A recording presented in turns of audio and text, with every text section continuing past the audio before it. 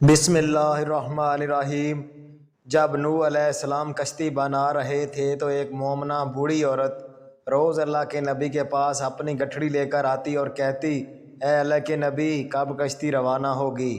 نوح علیہ السلام فرماتے، ابھی دیر ہے۔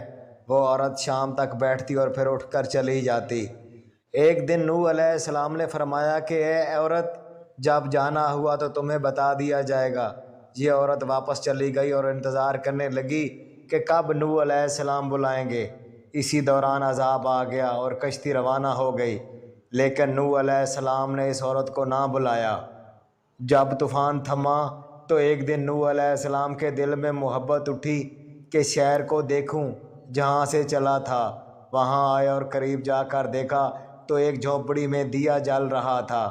نوح علیہ السلام یہ دیکھ کر چونک گئے کہ روئے زمین پر کوئی ایسا گھر بھی ہے کہ اتنے عظیم طوفان کے بعد بھی جس میں چراغ جل رہا ہے۔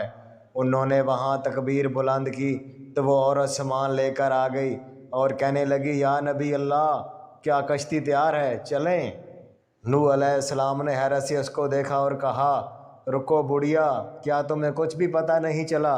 وہ کہنے لگی، یا نبی اللہ، کیا نہیں پتہ چلا؟ نوح علیہ السلام نے کہا، اتنا بڑا سیلاب آیا، بارش آئی، تمہیں کچھ بھی پتہ نہیں چلا؟ بڑھیا کہنے لگی، یا نبی اللہ، بس ایک دن بادل گرجے تھے اور کچھ ہلکی سی پھوار پڑی تھی۔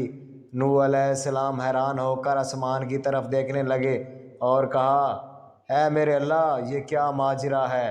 اللہ تعالیٰ نے نوح علیہ السلام پر وحی بھیجی کہ اے میرے پیارے نبی، اس عورت کے دل میں چونکہ تمہاری محبت تھی اور تم نے اسے پابند کر دیا تھا، اور چونکہ تمہارا اس سے وعدہ بھی تھا کہ نجات کی کشتی میں اسے لے جاؤ گے، تب جب تم اپنا وعدہ پورا نہیں کیا، لیکن اے نوح، میں تمہارے وعدے کا ذمہ دار تھا، اس لیے میں نے اس بڑھیا تک عذاب پہنچنے ہی نہیں دیا۔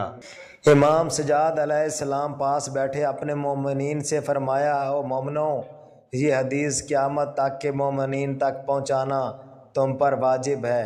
انہیں بتا دو کہ جس نے ہم سے محبت کی، قیامت کے دن عذاب ضرور آئے گا، لیکن جیسے اس بڑھیا کو پتہ نہیں چلا، ہمارے مومنوں کو بھی پتہ نہیں چلے گا کہ کب قیامت آئی اور چلی گئی۔